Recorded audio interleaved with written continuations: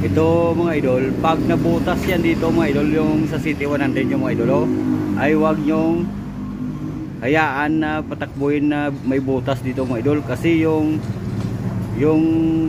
mga dumi niyan mga idol, yung mga buhangin pupasok doon sa loob at nagiging grinding compound ng makina mga idol, kaya madaling uusok yung makina, yung mga parts niya madaling masira.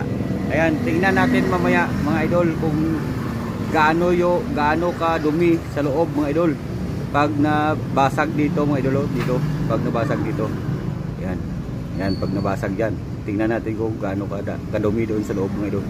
Ayan mga idol, kung napabayaan doon na merong butas mga idol, wag na butas yun mga idol, yung tubig at saka buhangin mga idol ay pumapasok. Ito mga idol, tingnan yung buhangin mga idol na nakapasok.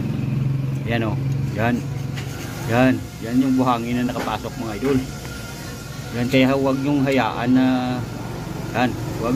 na nabasag doon mga idol. Dapat takpan nyo yun mga idol. Yan. Ipamasin o kaya ilagyan ng epoxy pansamantala mga idol. Ayan. So, yan yung nagiging grinding compound yung mga idol. Kaya madaling umusok, madaling masira yung mga timing chain. Ayan mga idol, yung cylinder block madaling maglipis mga idol, yung piston ring. Ayan mga idol, kailangan matakpan talaga yun. Ayan, huwag hayaan na butas yun mga idol lang. Ayan.